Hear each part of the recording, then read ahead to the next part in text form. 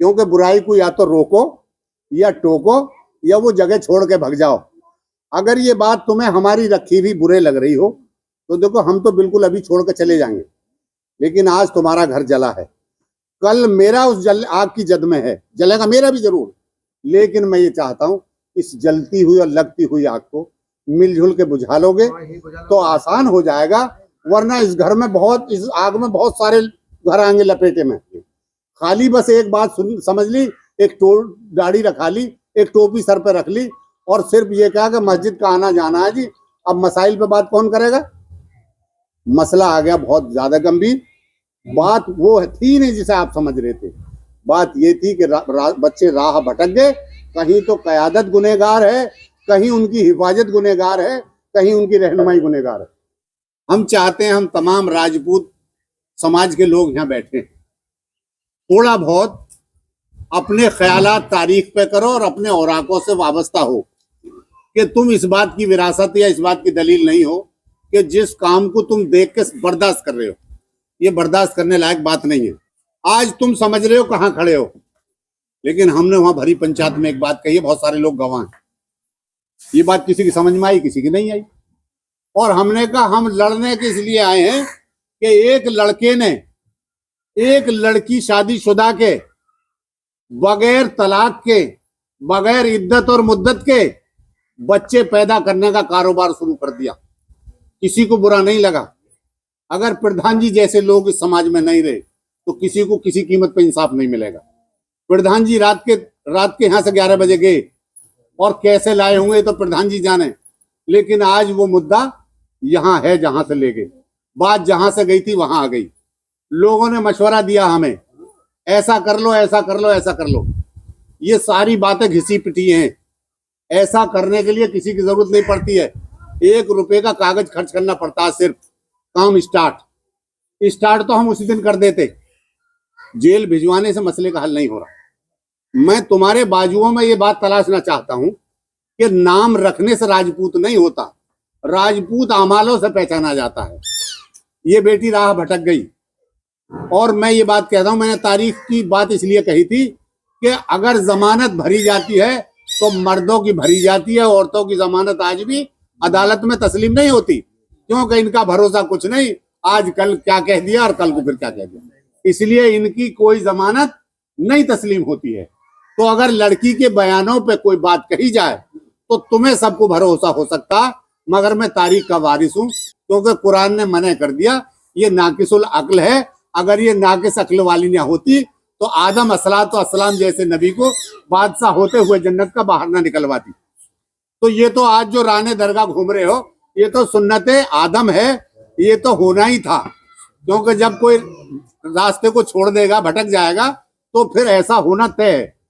तो ये लड़की शौहर होते हुए, 2 बच्चों की माँ होते हुए, एक घर की दुल्हन होते हुए, देवर जेठ सब होते हुए, और आज इसने ये काम इसलिए कर दिया कि ये जो छाड़ दीवारी है इस बात की जमानत नहीं है कि हमारा माल रखे, बल्कि छाड़ दीवारी होती इसलिए है कि हमारी बहनों को पर्दे में रखने का हुक्म आया है।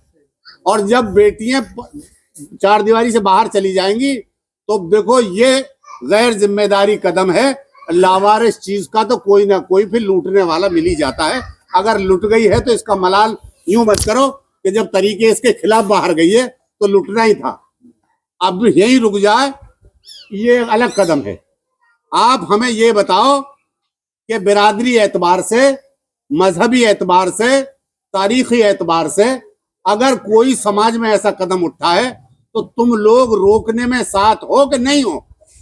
क्योंकि बात यह है, खर्चा हम करेंगे, लेकिन ये काम अगर सिलसिला इसी तरीके से चलता रहा तो फिर कोई लगाम लगाने वाला मिलेगा नहीं है। आज तो प्रधान जी मिल भी गए, फिर कोई यूं कहेगा भाई अब तुम्हारे अंगने में हमारा क्या काम है, मसला तुम्हारा, हमसे क्या मतलब है। लेकिन अब कहाँ क्या होता है ये रातों को शहरों में जाके देख सकते हो, किन्हीं बड़े आदमियों के घर देख सकते हो। सिर्फ तुम अब किसी के दिल बहलाने का सामान रह गए हो, राजपूत लिखने से राजपूत नहीं रह जाते हो। अपील करना चाहूंगा, बिरादरी तौर पे भी मान लीजिएगा, मजहबी तौर पे मान लीजिएगा, तारीखी तौर पे भी मान लीजिएगा, समाज नहीं भटका, लड़का भटक गया, बिरादरी नहीं भटकी है। तमाम हालात बिगड़ गए, लेकिन अभी तारीख और तारीख की वो किताब जिसके रहनुमाई में हम चल रहे हैं वो अभी बाकी है। अगर ये गांव हमारी इन फरियादों में, इस दुख में शरीक होकर मसले को हल कराने में अगर हमारा साथ देगा तो हम बता रहे हैं कि तुम्हारे साथ हमारी जान चली जाए ये तो कबूल है, लेकिन तुम्हारी इज्जत का सौदा ऐसे बाजारों में हो ये बात हमें कबूल नहीं है। आप लोग चोरी करके करा, साई से करा, रातों के छुप छुप के करा, लेकिन गुनाह बहुत बड़ा करा, क्योंकि अपहरण करने वाला, अपहरण कराने वाला, अपहरण को पनाह देने वाला सब मुजरिम है मेरी नजर में। पुलिस से इन्हें पकड़वाना कोई मर्दानमी का खेल नहीं है। पुलिस तो अपना बहाने ढूंढ रही है तुम्हें पकड़ने के। तुम नाम भी मत लिखियो, अगर 100 का नाम लिया तो 100 के घर पुलिस पहुंचेगी।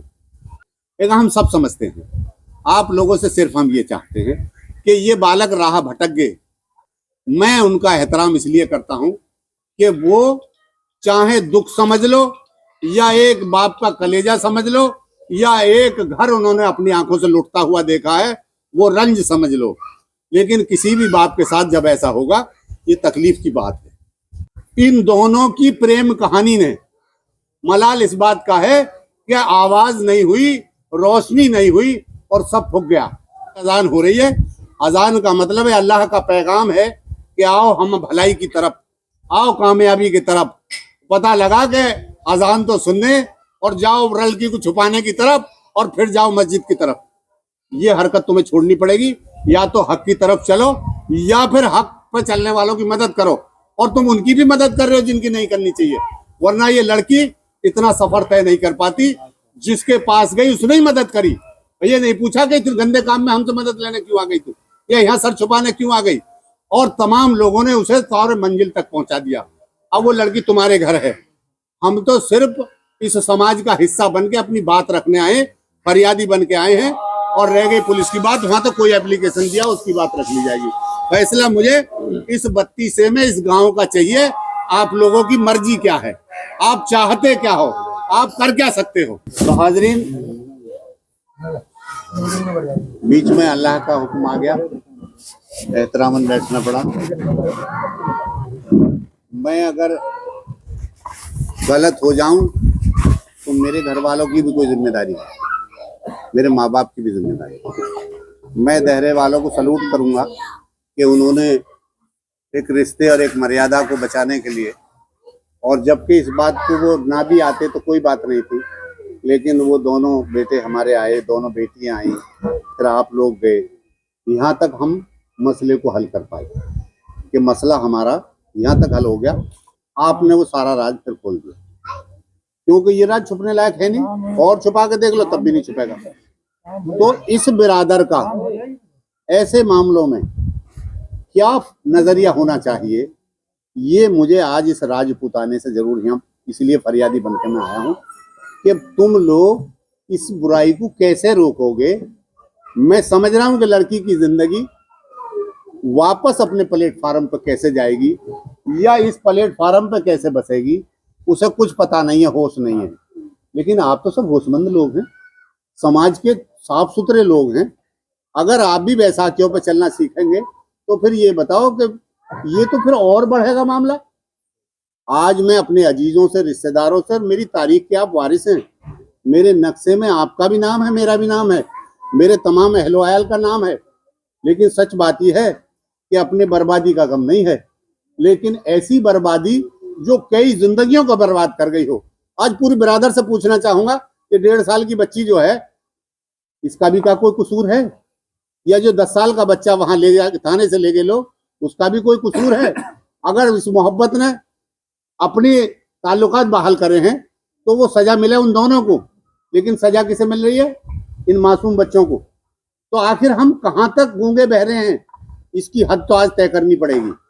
आप लोग यहाँ का कोई ऐसा फैसला जो बिरादरी एतबार से हो, तारीखी एतबार से हो, मजहबी एतबार से हो, ताकि इन बच्चों को फिर कल भटकने की हिम्मत ना पड़े। ये जो कानूनी दाव पेच हैं ये हम अच्छी तरह समझते हैं। आप लोग तो हमें बिरादरी के जिम्मेदार होने के नाते ये बताओ कि इस बच्ची को अब अगला कदम क्या उठाना चाहिए। या इन जो इनके जिम्मेदार हैं ये लोग, इनकी क्या जिम्मेदारी होगी कि लड़की अगर इन्हें भी धोखा दे जाए, मान लिया जाए हम दहरे वालों के हवाले कर दें, तो इनकी किसी जिम्मेदारी पे अगर हम तवज्जो दें या वक्त खराब करें तो समझ लें हम कितने समझदार हो सकते हैं। लेकिन ये 2-3 बच्चे हमारे बीच में बैठे हैं। देहरा मेरी बिरादर का सबसे टॉप मोस्ट गांव है, तो कानून पे चल के जिंदा तो रह सकती है, और तुम्हारे गांव के लोग नाजायज तरीके से मदद कर रहे हैं, और जायज तरीके से मदद का इम्तहान मैंने आपके सामने रख दिया। अगर जायज मदद नहीं करोगे तो कल कयामत में तुम्हारा दामन होगा और मेरा हाथ होगा, क्योंकि जालिम की मदद करने वाला भी छोटा जालिम नहीं होता है। तुमने इस गुनाह को दबाने की बहुत कोशिश करी है, इसे छुपाने की बहुत कोशिश करी है, लेकिन पूछना चाहूंगा कि इस गांव की तरफ से है कोई दीवाना जो ये जवाब दे कि भाई खुर्शीद भाई तुम्हारी फरियाद गलत है, या तुम यहाँ जो आए पनाह लेने के लिए, पनाह के लिए तो अगर कोई पश्चिमी उत्तर प्रदेश से भी आता था तो भारत में उसे पनाह मिली।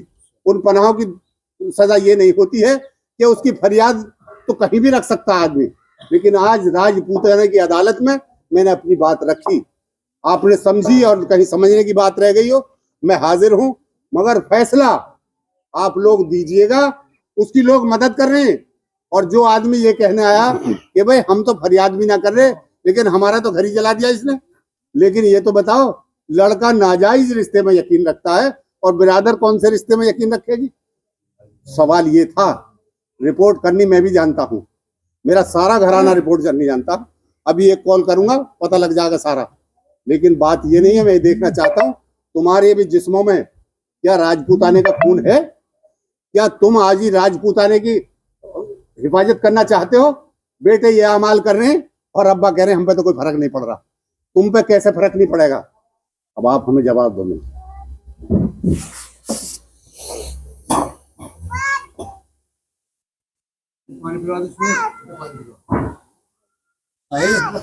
ग्रामीण का बात है।